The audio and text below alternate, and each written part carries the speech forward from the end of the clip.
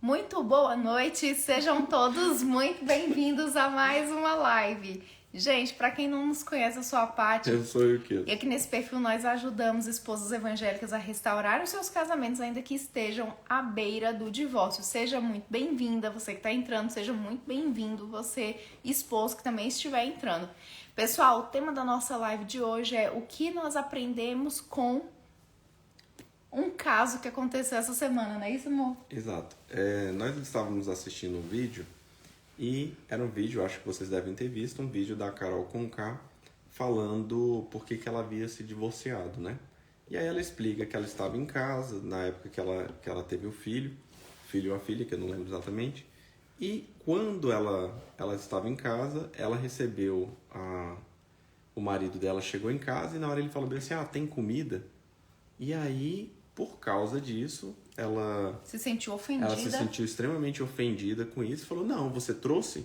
E aí gerou tudo isso e a partir daquele momento ela simplesmente percebeu que o casamento não era para ela. E aí você deve estar pensando, mas o que isso tem a ver com a gente aqui? Eu não sigo nem Carol Conká, eu não converso. Não sei nem quem é. Não sei nem quem é. Mas é interessante como a gente... Ela é uma cantora famosa, né, amor? Ela é uma cantora famosa e ela mostra de forma muito aberta aquilo que ela pensa a respeito do casamento e o jeito que essa frase era ofensiva para ela. E dá pra gente tirar algumas conclusões, alguns aprendizados, algumas lições disso aqui pra gente que tá sempre buscando ter um casamento mais saudável, que tá tentando buscar restaurar o nosso casamento, porque às vezes a gente não consegue enxergar quando está acontecendo dentro da nossa casa. Então, tem um exemplo um pouco mais distante, permite a gente avaliar melhor, avaliar de forma mais fria, né? Porque nós somos extremamente eficientes ao dar conselhos, mas na hora da gente aplicar esses mesmos conselhos dentro de casa, a gente fica meio perdido e muitas vezes não dá conta de fazer. Então, eu anotei aqui algumas coisas, já pra gente seguir nessa linha, né? Primeiro, muito provavelmente o marido dela, quando ouviu isso, ele ficou meio perdido. Ele deve ter ficado assim, mas... Não tô entendendo. Tá gerando uma briga. Será que isso é o puerpério, né? Exato. Como é que essa briga cresceu desse jeito? Eu só fiz uma pergunta. E o interessante disso é que a gente estava conversando recentemente sobre esse assunto, para Carol Conká é uma pergunta extremamente ofensiva. Por quê? Porque ela é ofensiva não em relação à frase dita, mas todos os pressupostos que ela entende que vem junto com essa frase, né?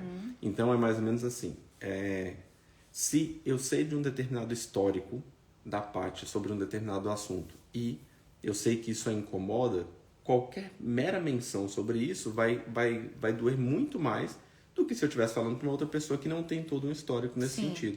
Da mesma forma, isso acontece aí dentro da sua casa. Então, se o seu marido tem um assunto que é extremamente sensível, vamos supor que seja dinheiro, toda vez que a gente fala sobre dinheiro, ele fica extremamente fechado na bolha dele, ele se recolhe. Se você fizer qualquer apontamento sobre dinheiro, vai doer muito mais nele. Então, e aí, no caso dela, quando ela fala sobre isso, ela não está falando exatamente, ela não está sendo única e exclusivamente, alguém pode falar, mas isso é grosseria. Na verdade, não necessariamente, porque ela está utilizando como base todo um pressuposto. Olha, eu sou uma mulher, eu tenho que me estabelecer, eu tenho que lutar contra todo tipo de opressão, o homem, em regra, tende a me oprimir. Então, quando o marido vira e fala bem assim, olha, tem comida aí, na verdade, o que na cabeça dela está ecoando? Olha, eu como sou hierarquicamente superior a você, eu quero saber se você, dentro dos seus afazeres como escrava, fez a minha comida. Pois é, gente. Muito boa noite para você que está chegando agora. Seja bem-vindo. A nossa live de hoje é sobre o que nós aprendemos com um caso que nós vimos essa semana, que é o caso da Carol Conká falando sobre a separação dela. Exato. Então, quando ele faz essa pergunta, e aí você consegue enxergar, poxa, será que se eu me enxergasse como uma escrava ou como alguém que estou sendo oprimida, né? Eu realmente conseguiria responder de forma cordial ou de forma gentil? Pois é, e o problema é que, apesar dela ter relatado isso, muitas esposas passam por isso dentro dos seus casamentos. Porque, muitas vezes, a mera necessidade do outro manifestada pra gente pode soar como isso. Nossa, mas eu tenho a obrigação de fazer isso? Por acaso você não tem mão, não? Você não pode fazer, não? Por que você não cozinha pra mim? Calma, vamos nos desarmar, vamos entender da onde que surge isso e por que é dada tanta relevância a essa frase a ponto de poder colocar em xeque um casamento que tinha toda a possibilidade de ser um casamento realmente feliz e duradouro. Exatamente. E aí, ou seja, ela com base num determinado pressuposto, ela gera uma determinada atitude e essa atitude gera uma determinada consequência, no caso lá, a separação. E aí, agora vem, né, de forma mais clara, uma situação da ficção que retrata um pouco como a gente poderia passar por essa situação, né? Adquirir determinados conhecimentos a partir de uma situação como essa. Tem um filme chamado Em Seus Sonhos. Então é um filme que, salvo engano, ou tá na Netflix ou no Prime Video. Eu já assistimos? Já.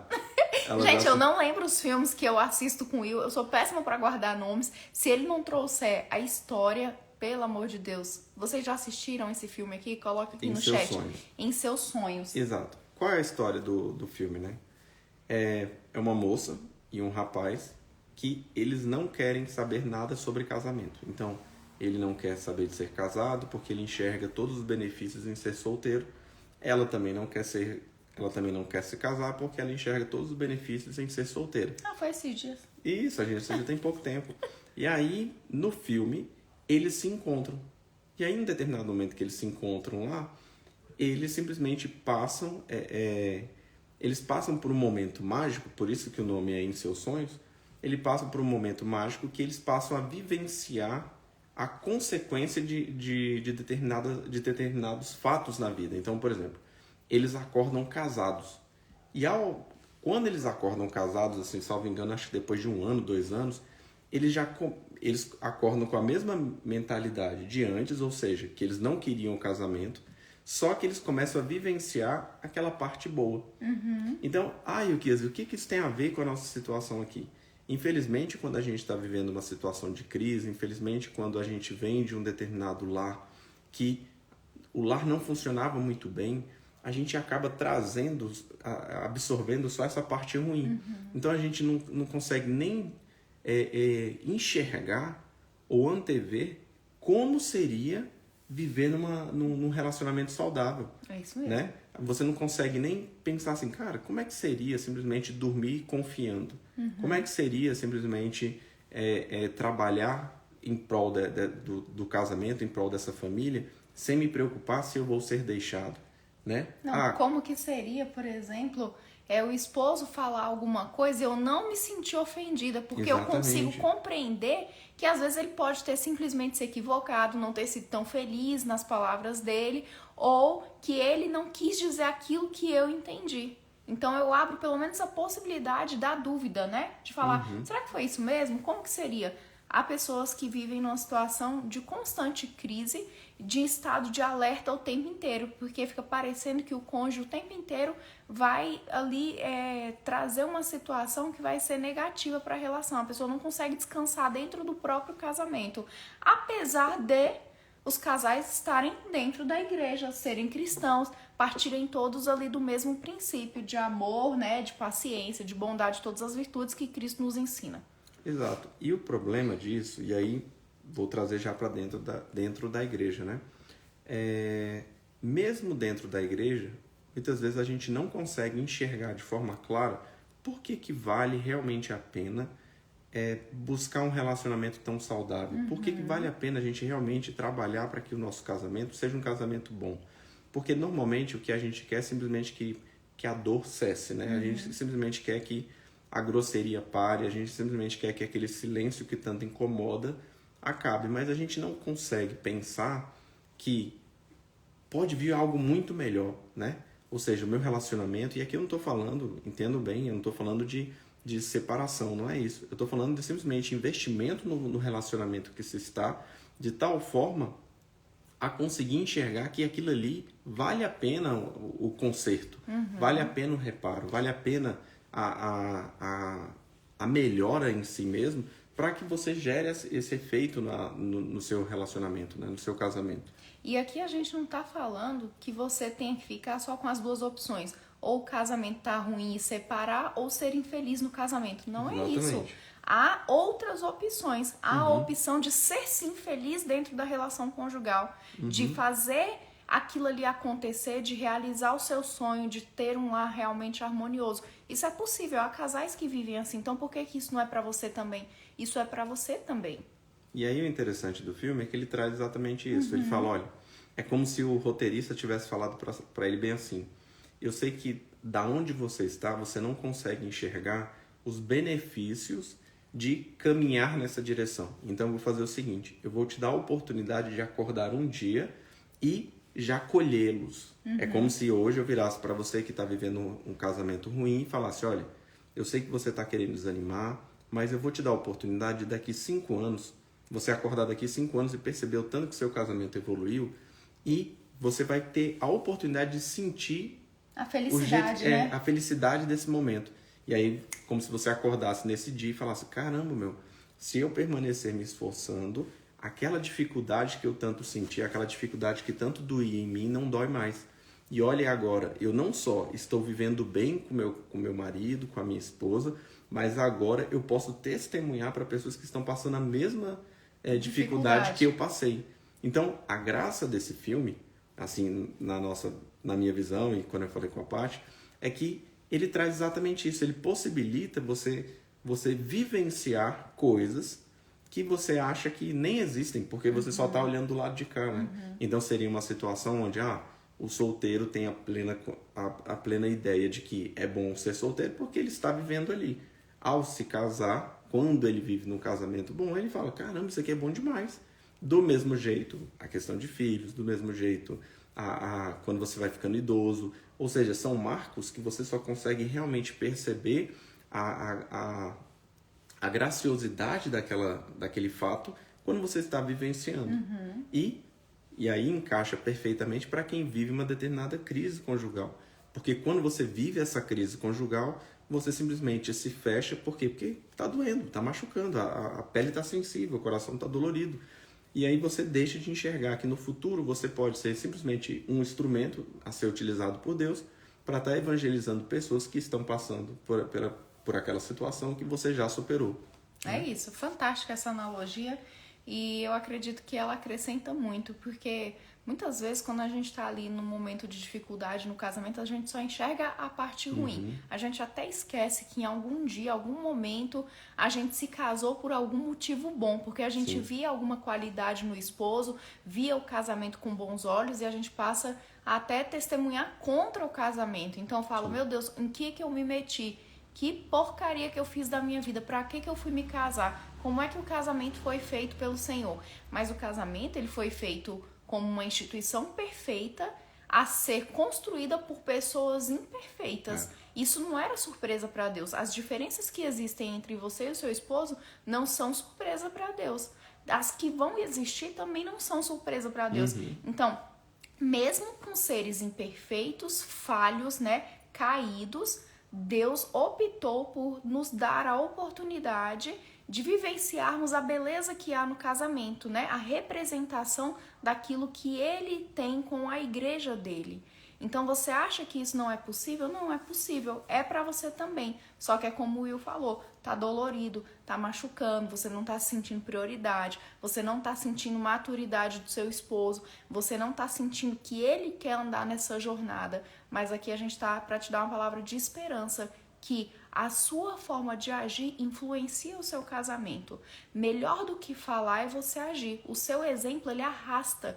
Mas aí fica uma carga muito pesada para mim de ter a obrigação de evangelizar meu esposo. Se você é cristã, você sabe muito bem que a obrigação de todo cristão é levar o evangelho. Então, como que a gente pode começar isso dentro da nossa casa? Eu não tô aqui falando simplesmente para você apenas abrir a Bíblia e falar: você quer aceitar Jesus pro seu esposo? Ou colocar o dedo na cara dele e falar assim: as coisas não andam aqui porque você não é o sacerdote do lar. Eu que tô carregando a carga toda pesada. Não, mas o seu exemplo, a sua feminilidade, a sua doçura e a sua não negligência para com a sua família, diz muito sobre você, diz muito sobre a sua vida cristã e diz muito sobre o que você pode causar de revolução positiva dentro do seu lar. Perfeito. E aí, só pra... Eu gostei demais. Foi, amor? Foi muito bem aí. E só pra complementar, então a partir do momento que você já conseguiu perceber que você não consegue enxergar um motivo pelo qual te leve a continuar andando para provar essas delícias lá do futuro, né, que seria igual o filme está falando, isso também cabe para a gente fazer uma reflexão em relação ao nosso esposo e à nossa esposa. Então, se você está vivendo hoje num relacionamento no seu casamento, que o casamento tá ruim e você tenta pedir mudança, perceba que o seu esposo e a sua esposa também não enxerga porque eles vão realmente mudar, porque eles não conseguem vivenciar esse futuro sem problema. Ele passa simplesmente a enxergar que essa situação que vocês vivem hoje é a situação que sempre estará aí. Então ele não consegue pensar assim, opa, pera lá, vamos usar um exemplo simples, né? Pode ser que ao reparar mais na minha esposa, aquele outro problema que eu tanto reclamo seja solucionado. Ah, pera, deixa eu ver se eu estou entendendo. Eu falo que ela reclama muito. Mas será que se eu der mais atenção, conversando com ela em outros momentos, eu ainda vou achar que ela é uma chata? Será que se eu realmente me interessar por aquilo que ele se interessa, eu ainda vou achar ele um chato? Você entendeu? Então, como a pessoa não consegue olhar para frente, como ela não consegue olhar para o resultado, ela simplesmente também não caminha. E aí, quando você vai tentar exigir alguma coisa do seu esposo, ele também não enxerga. Ele não enxerga esse resultado. Ele não enxerga porque ele deveria ser melhor. Se o casamento é ruim dentro daquela estrutura que ele já percebeu, que ele aprendeu quando jovem. Que é a mesma história aqui, que é a mesma situação da Carol Conká. Então, como ela percebeu que a estrutura é daquele jeito, quando você vai tentar argumentar com ela, se você não sabe disso, se você não está atenta a isso, você vai o quê? Simplesmente piorar a situação, porque vai reforçar, né? E parece que nada tem sentido, né? Porque parecendo que o esforço que você tá fazendo não tem sentido. Porque parece que você se esforça, e o casamento não anda, e o casamento não sai daquela situação. Fica parecendo ali cachorro correndo atrás do próprio rabo. É essa sensação que você tem de que tá desgastando-se, colocando muita energia, mas não tá vendo o resultado. Só que aí é isso que acontece. Às vezes você e o seu esposo, que é o que eu sempre falo, né? Vocês estão em séries escolares diferentes. Então vamos pensar aí sobre determinado aspecto. Vamos supor, aspecto financeiro. Às vezes você tá lá na frente, o seu esposo tá lá atrás. E aí você quer dar para ele um conteúdo que seja de uma faculdade sobre aquele assunto. Só que ele ainda tá no pré, ele ainda não tem a maturidade e a visão que você tem. Então o processo ele exige também paciência um para com o outro. Da mesma forma ele. Muitas vezes ele tá ali avançado em determinados assuntos, ele tenta te passar uma percepção, só que fica difícil para você digerir aquilo ali, porque o seu raciocínio, a sua maturidade, as suas vivências ainda não alcançaram. Então, estar casado é um eterno aprendizado, é um processo. E aí, por isso que a gente precisa alinhar as coisas e tornar a relação mais leve a cada dia, ao invés de tornar mais pesada. Porque os próprios desafios da vida a dois já nos impõem essas dificuldades, né? Que parecem intransponíveis, mas não são. Com um pouco de paciência, um pouco mais de sabedoria, um pouco mais do exercício das virtudes cristãs, é possível a gente superar. Exato. Então, basicamente, toda essa história, né, tanto a história da Carol Conká quanto do filme, como que elas podem se entrelaçar, né? Como que elas vão realmente funcionar na prática e na sua casa. Primeiro, quando você fala determinada coisa para o seu esposo ou para a sua esposa, eles não conseguem enxergar de forma clara por que eles devem se movimentar naquela direção. Mudar, melhorar, né? Exato. Para você pode parecer evidente, mas para ele não é tão evidente. Segundo, o argumento utilizado, ele pressupõe determinadas estruturas. Então, se eu argumento a favor do casamento, será que o meu esposo entende casamento do mesmo jeito que eu entendo? Será que ele entende que casamento pode ser a união de duas pessoas sendo felizes em direção a Cristo? Ou será que ele já enxerga que esse é um problema que ele tem que aceitar por causa do sexo para permanecer na igreja? Você entendeu?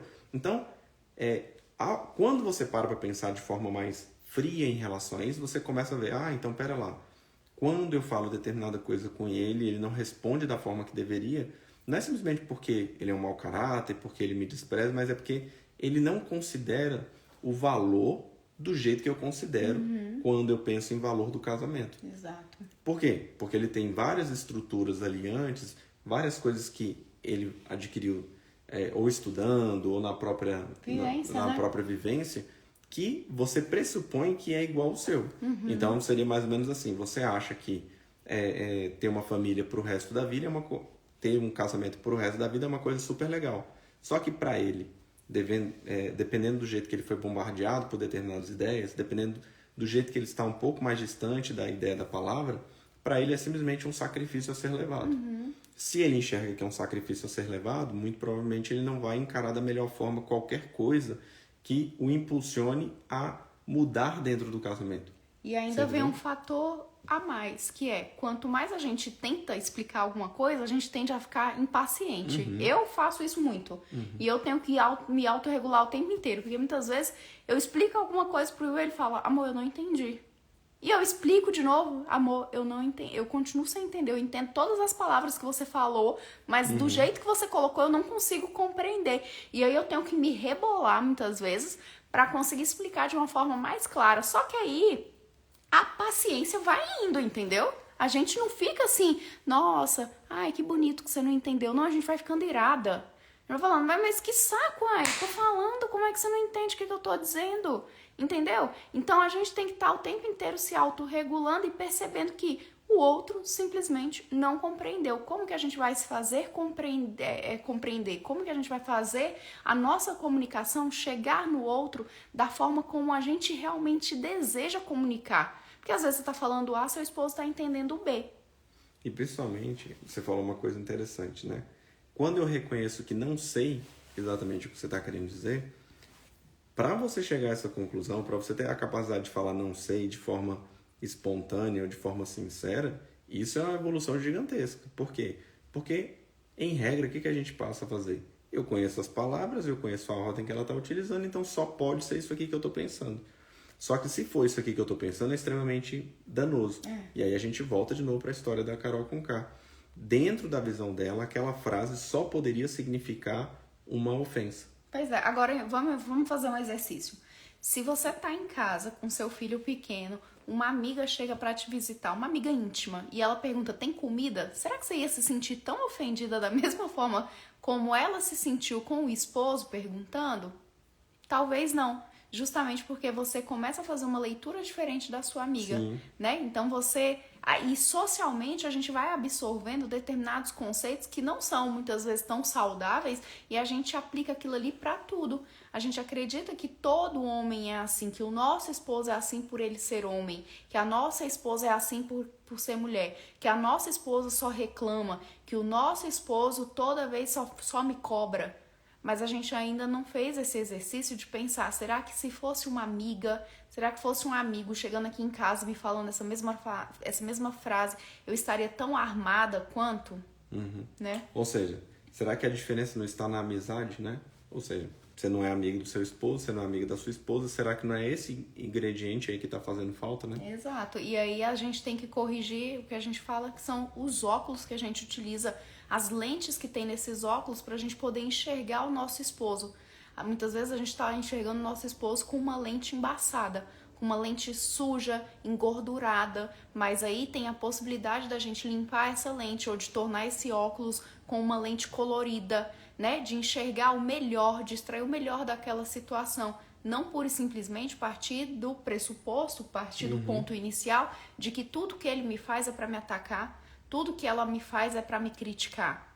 Entende? Exato. Tá ficando claro, gente? Dei o joinha aqui de vocês pra gente poder saber se vocês estão compreendendo o que a gente tá falando. Então foi muito interessante esse fato, porque na hora que a gente olhou pra essa situação, a gente falou, ué, mas como assim? Só foi por isso? É claro que não foi só por isso.